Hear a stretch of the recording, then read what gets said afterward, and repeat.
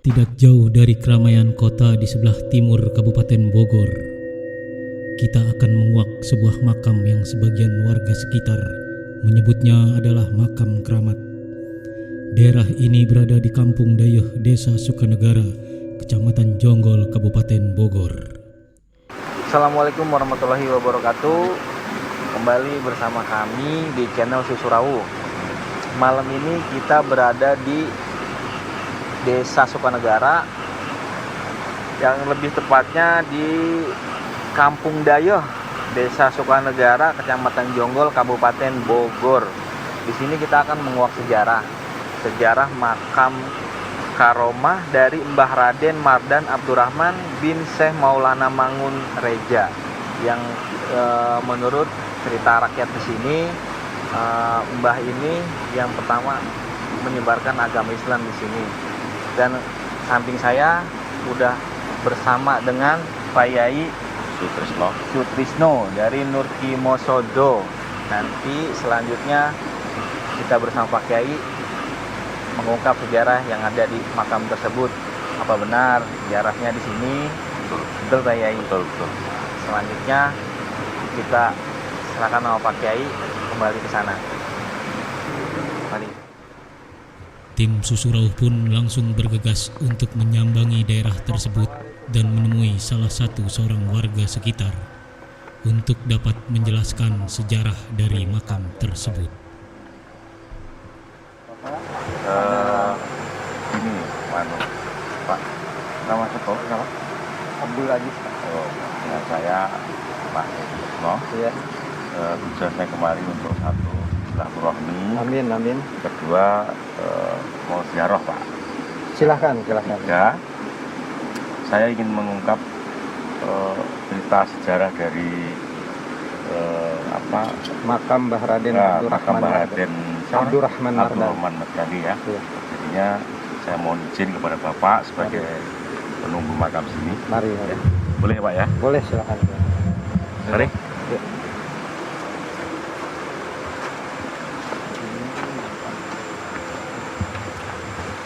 Ya udah, kita langsung aja ngobrol-ngobrol sama Mamang dengan Mbak Yai. Mungkin ada yang mau ditanyakan sama Mbak Yai. Silakan Mbak Yai. Mari. Ya. Lanjut. Salaman lagi. Ini gini Mas, saya tuh mau tanya-tanya tentang keberadaan makam di sini ya. Dan memang makam ini sudah terkenal sampai jauh ya. Maksudnya dari ilmu karomahnya, dari segi mistisnya gitu ya. Ini ceritanya gimana sih Pak tentang makam ini? Makam ini tuh banyak ceritanya, entah dari para ulama dari manapun yang ada kaitannya, insya Allah pasti datang. Sejarahnya, Mbah Raden ini pembuka agama Islam di Kampung Dayeuh ini, dan orangnya sangat baik sekali. Itu pun menurut cerita dari orang tua kakek mbah saya. Itu sekitar tahun berapa ya kira-kira, perkiraan aja datangnya ulama si Mbah ini? Kalau sejarahnya itu saya nggak begitu paham, ya kan. Tapi dari putranya pertama pun saya tidak menyaksikan gitu. Kalau sama cucunya saya mengenal gitu. Masih ada kerabat gitu? Masih ada kerabat. Masih ada keturunan ya? Iya. Rata-rata di kampung ini semuanya hampir saudara gitu Mbak. Hampir saudara semua. Kalau cerita dari karomah ini menurut cerita Mbah Uyut saya, kakek saya gitu, terkenal dengan hafiz Quran, terus terkenal dengan kesaktiannya. Malah kakek saya bercerita dia bisa kayak naik ke atas pohon bambu Maksudnya sholat di atas Dia, ya pohon bambu gitu ya. seperti itu ya. Bisa naikin layangan, terus bisa berubah wujud menurut cerita orang tua gitu. Dari mitos dari Iya, mitos dari cerita-cerita itu. penduduk setempat Iya. gitu ya. Kebetulan saya punya kerabat itu awalnya tidak punya keahlian apa-apa. Setelah dia berjarah mendatangi makam ini dengan niatan yang baik, dia itu dikasih semacam kayak pegangan ya, berupa batu segede telur penuh dengan lapatnya. Nah dari situ dia setelah itu bisa mempunyai kelebihan tertentu. Nah dapatnya juga di makam sini gitu ya Pak? Dapatnya di makam sini. Nah kebetulan dulu saya sudah dewasa, pernah ada satu kejadian, orang lewat bertemu dengan ular besar, mungkin sejenis sanca ya. Sama dia itu si ular itu ditangkap. Rencananya mungkin ya entah mau dijual atau apa, tapi emang dijual si Amar. Dan malah beliau itu setelah menangkap ular itu terus menjualnya itu wafat di sini juga, di jalanan ini depan ini Mbak. Setelah megang ular itu gitu ya. Setelah ular itu menjualnya. Setelah menjualnya. Wafatnya tuh kayak gini, Mang, atau dia jatuh kan naik motor, atau memang di sini tuh kan belokan atau gimana, jatuh atau gimana? Jatuh pas naik motor. Jatuh. Tapi berketepatan pas di tikungan itu. Berketepatan pas di tikungan, pas tempat dia mengambil ular itu. Ya. Tapi yang biasanya yang saya dengar gitu kan, maksudnya banyak peziarah yang kesini ya. Alhamdulillah itu banyak. Malamnya malam apa aja? Kebanyakan itu malam Jumat sama malam Senin. Malam Jumat sama malam Senin. Iya. Tapi gini Mang, ada nggak sih misalnya kita mau ke makamnya langsung Mbah nih, ataupun ya kita kan setiap daerah kita nggak tahu kultur wilayahnya tuh kebudayaannya seperti apa betul, gitu kan. Betul, ya. Dan dalam artiannya apakah ada syarat tertentu? Oh, kalau untuk syarat-syarat itu justru yang aneh-aneh malah nggak boleh. Oh gitu. Malah nggak boleh gitu. Silahkan aja secara keislaman kita, secara pelajaran kita tentang menjarahi kubur, silahkan aja dengan niat yang baik. Dengan niat yang baik. Bebas aja lah. Bebas aja niatnya baik, yang penting kita kirim. Nggak usah harus bawa kembang, harus bawa itu. Penting dengan niat baik. Biasanya kan kalau namanya makam dia biasanya ada keturunan nih. Betul. Nah dari sini biasanya kan kalau orang peziarah nanya, oh di sini terus keturunannya di mana lagi? Ya. Nah adenya atau bapaknya atau ayahnya di mana Mang kira-kira? Kalau untuk ke atasnya lagi, saya nggak memahami. Tapi kalau untuk putranya, putra ke bawah berarti ya? Ke bawah, ini Mbah Abdurrahman Mardan ini punya dua keturunan yang soleh semua dan terkenal kesaktiannya. Bisa yang pertama dia punya putra namanya Mbah Raden Dida. Itu hafiz Quran juga. Keturunan yang kedua dia punya putra bernama Mama Haji Usman.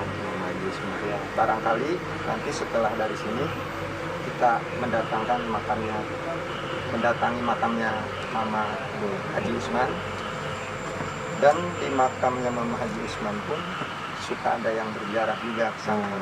Alhamdulillah banyak juga. Kedua-duanya putra-putranya itu pembuka agama semua, hafiz Quran semua. Jadi semua keturunan memang iya, kebetulan agamanya kuat-kuat. Gimana Mbak Yai? Jadi gini Pak Aziz, Ya, jadi saya mohon izin kalau saya akan mengungkap dari suatu kebenaran cerita dan mitos-mitos penduduk tempat sini. Mari. Tapi nggak apa-apa ya Pak? Nggak apa-apa. Ya, bisa diantar. Tapi saya manggilnya Mbah. Pak Kiai boleh, Mbah boleh. Mari Pak Kiai.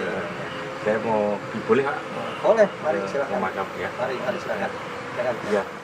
Setelah mendapat penjelasan sejarah tentang makam Mbah Raden Mardan Abdurrahman pun tim Susurauh mencoba untuk mengadakan ritual mediasi untuk menguak sejarah, cerita, ataupun mitos yang ada pada makam tersebut. Diusahakan lepas kaki, lepas sepatu ya. sepatu biar lebih sopan. Untuk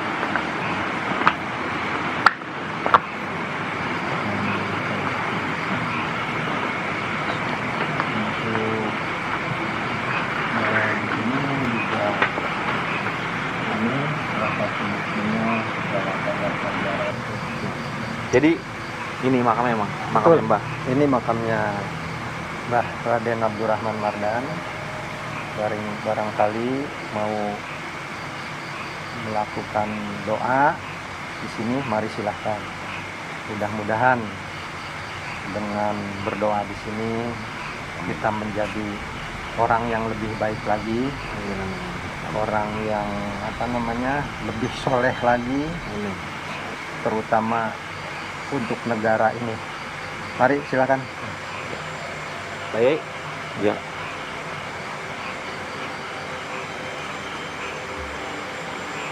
Jadi ini ya, Mas, saya akan mencoba menguap dari keberadaan makam ini dan menguap dari kisah-kisah penduduk setempat dengan mitos-mitos yang ada di makam ini ya, Mas. Gitu. Kita akan coba ritual sebentar. Ya, mohon maaf bisa ditinggal, Mas. Ya. Saya bahasan. Ini Pak Toke.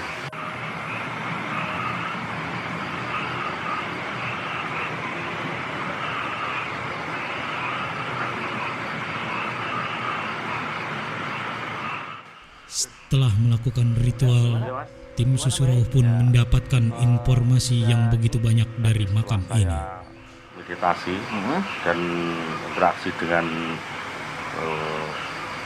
yang mbahnya penunggu makam ini, ternyata itu kebenarannya ya, ini adalah makam aslinya dan tempat tinggalnya dulu. Jadi gini, waktu zaman penjajahan Belanda dulu, ini adalah seorang ulama besar dan memang habis Quran dan apa yang diceritakan oleh Pak Haji tadi itu memang kebenarannya ya. Jadinya apa yang diceritakan oleh penduduk setempat kebenarannya itu ya benar. Jadi setelah kita meditasi, ada makhluk-makhluk astral yang di sini yang membantu mbahnya ini ya, makam ini. Itu ada di pojokan sebelah sana, itu ada batu besar dan dulu waktu menyeberang itu ada tempat pemandian. Itu di bawah sana ada sungai ya. Setelah penglihatan saya tadi gitu, ternyata para santri dulu sering nyuci apa itu di batu lemper itu loh ya. Betul ya, yang Gitu, batu yang gede itu untuk tempat pencucian dulu, nyuci para santri di situ. Di bawah dia ada kali, tempat pemandian itu ada kayak apa ya namanya, jaban lah gitu ya. Jadi sebenarnya seperti itu. Jadi mbahnya ini datang ke sini itu Belanda, zaman Belanda ya, bukan tahun zaman kerajaan 14 Masehi ke sana, tapi ini memang zaman Belanda. Pure zaman Belanda. Zaman Belanda, dia seorang pejuang ya, setelah saya teliti itu ada kaitannya dengan Pangeran Jayakarta yang di Rawamangun ya. Di Rawamangun. Nah, itu emang ada ulama, ada setelah tadi saya kuliah itu ada salah satunya ulama besar itu di Lubang Buaya. Ya. Datuk Banjir Sarjitullah itu di situ salah satu untuk menyebarkan agama mengarah ke selatan, dan kedua ini adalah beliau ini ya menyebarkan daerah arah Jakarta ke sini ya, itu namanya dari Jonggol ya, kan udah dekat dengan ibu kota Jakarta Batavia waktu itu. Tapi ternyata setelah saya uap kebenarannya memang iya. Dan makam ini zaman Belanda bukan zaman para wali. Ini zaman Belanda. Nah, karomahnya emang ya dia mempunyai hafiz Quran, dan karomahnya ini luar biasa. Beliau ini seorang ulama besar, dan kekuatan karomahnya itu luar biasa. Setelah saya cek tadi dari aura positifnya itu luar biasa ya, yang di penunggu sini ya. Tapi sering ada suatu penampakan gitu ya, sering yang terjadi itu bukan di sini. Ya, sering itu jalan sana. Oh, bukan di sini tapi bukan di jalan sini, sana. Jalan sana tadi, penyeberangan tadi. Kalau ada orang jalan itu sering diganggu. Makanya sering terjadi suatu kecelakaan dan sebagainya. Mitos ular tadi itu kan hanya sebagai mitos. Mitos kita penduduk setempat. Buat kembali tidak seperti itu, karena ada makhluk-makhluk astral yang menggoda, akhirnya orang itu kecelakaan. Saking takutnya atau gimana ya, kita nggak tahu, tapi sering penampakan itu di sini di depan. Kalau daerah sini itu ya ada, paling di belakang sana yang tetap pencucian itu sering ada seorang kayak santri lah gitu ya, sering duduk di situ seperti itu Mas.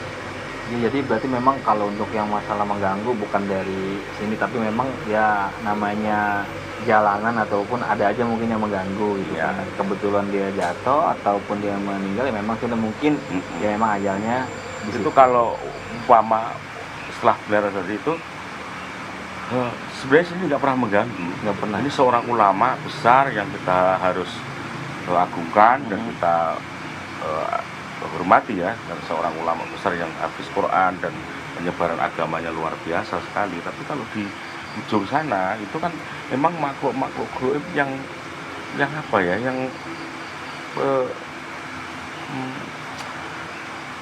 bentuk rupanya itu ya gimana namanya, jin setan itu ya, sering berubah-ubah. Tapi kalau Mbah ini itu luar biasa, dia adalah orang yang ulama besar yang baik lah gitu ya. Tujuan orang pada ziarah ke sini ya untuk meminta karomah dari mbahnya ini.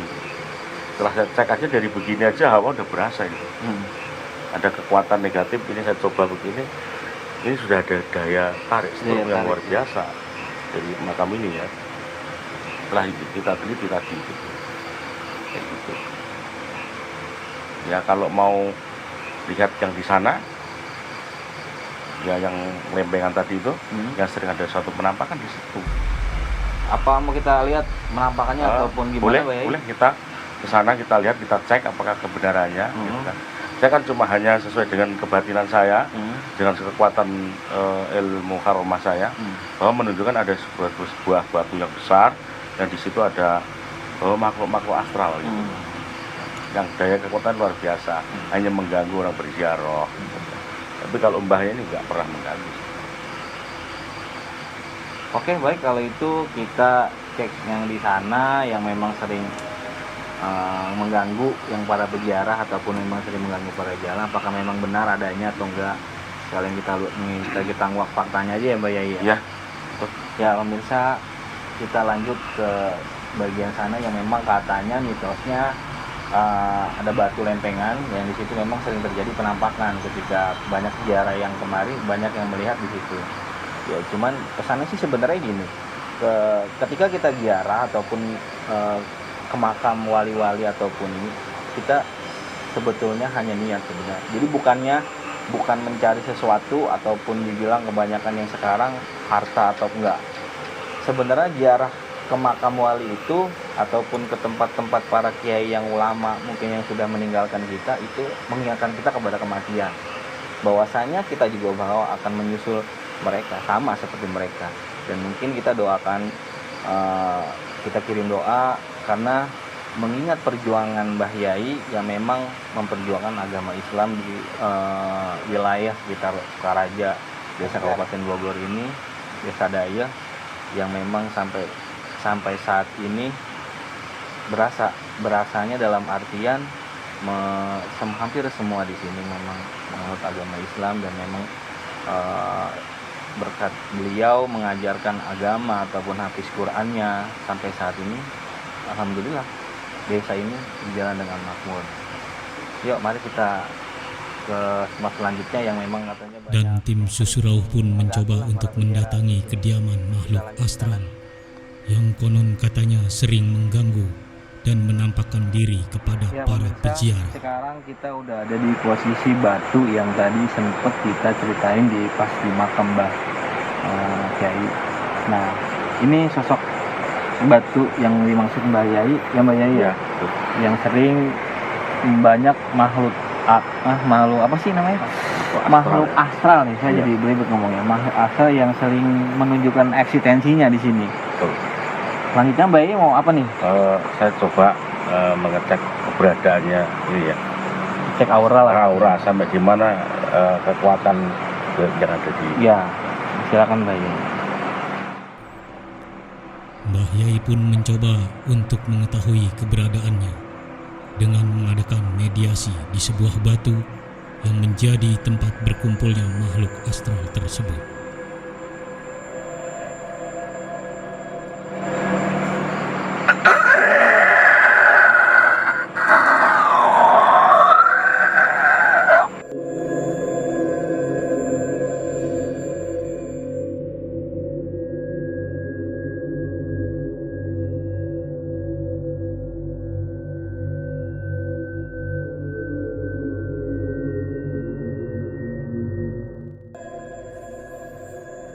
Ternyata benar, Mbah Yai pun mengakui keberadaan makhluk astral di batu tersebut.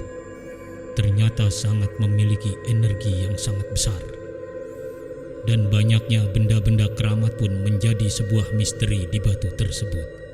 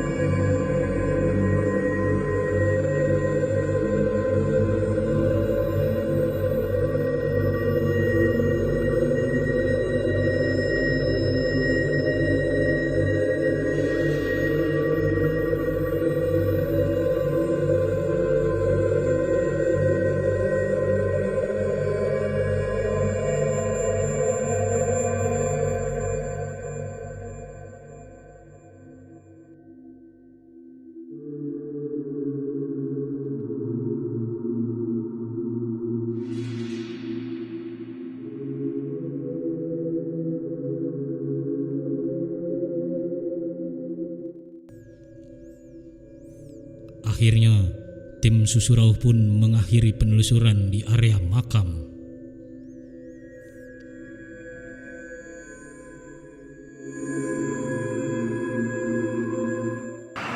Ya, pemirsa Surau, tadi sempat kita sejenak dihentikan. Ya, memang mungkin ini udah kita akhiri aja untuk menguak sejarah kali ini di makamnya Mbah Yai. Nah, gimana tadi karena memang sempat ada kendala apa tadi Mbak Yai yang pas tadi lagi interaksi dengan batu tersebut? Jadinya di batu itu ya ada penunggu, itu makhluk astral yang di situ ya. Jadi kekuatannya luar biasa. Dan kami mencoba untuk mengetahui apa yang sebenarnya menguat dari batu itu ya. Tapi setelah kita cek ternyata memang ada benda-benda keramat ya di situ. Jadi kita tidak ada niat untuk mengambil dan sebagainya, tidak, tapi kita hanya ngecek aja dari kekuatan-kekuatan astral yang sebenarnya di daerah sini ya. Jadi kalau kita tujuannya ke sini kan hanya untuk mengungkap dari sebuah makam ya, makam ini, dan apa yang sebenarnya yang apa yang ada di makam ini gitu. Ini biar seluruh yang berziarah ini mengarah ke benar ya, jadi tidak musyrik. Jadi ya perlu dilestarikan gitu ya, tempat-tempat kayak gini gitu ya, biar untuk kedepannya, untuk peninggalan anak cucu kita, kayak gitu aja. Ya, gitulah dari penjelasan dari Mbak Yai, bahwasannya memang di batu tersebut memang energinya terlalu besar. Jadi kita terpaksa menghentikan kegiatan tersebut karena memang bukannya hak kita, dan bukan memang kita bukannya mau ngambil ataupun menarik benda tersebut, karena memang bukan kembali kepada kita, bukan punya kita, karena kita memang cuma mau tahu sejarahnya makam keramat ini, makam karomah Mbak Yai ini. Banyak yang ziarah di sini, dan kembali lagi ketika kita berziarah ya kembali lagi ke niat, ke dalam hati kita nih, kita untuk apa. Yang satu nih kita ya untuk mengingat kematian dan saling mengenang jasanya dari Mbah Yai, ya kita kirim doa. Karena memang untuk kebanyakan yang sekarang yang terjadi peziarah yang memang kebanyakan ya Mbak, ya, Mbak Yai, kebanyakan kan dalam ketika dari pertama niatnya sih benar, tapi ketika sampai di lokasi niat itu akan berubah tergantung orangnya masing-masing gitu kan. Dan bahwasannya kita cuma menjelaskan di sini bahwasannya syariat ziarah hanya mengingat kita kepada kematian, karena mengingat beliau yang telah memperjuangkan membesar agama Islam di daerah tersebut. Kita kirimin doa, ya intinya orang meninggal ya wajib kita kirimin doa.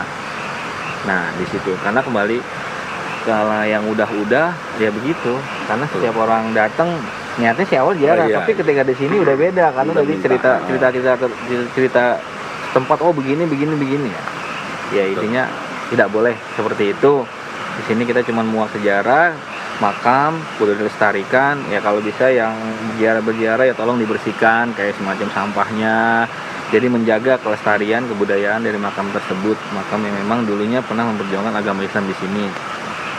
Kurang lebihnya kita akhiri acara ini. Saya mohon maaf kekurangan, kesalahan datangnya dari diri saya, kebenaran datang dari Allah Subhanahu wa taala. Sampai jumpa di next episode berikutnya di Susurau dengan kita eksplor ke makam-makam selanjutnya yang memang banyak orang yang menziarahi makam tersebut ya Mbak Yai ya. Dan kita menguak tempat tersebut, bagaimana kearifan di situ, bagaimana cerita mistis itu, bagaimana cerita yang banyak berkembang di daerah tersebut.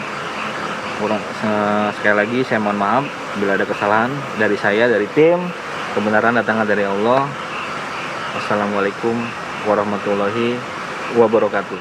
Keberadaan makhluk astral memang ada dan dapat terlihat oleh kasat mata. Tetap kita memohon perlindungan dari Sang Pencipta.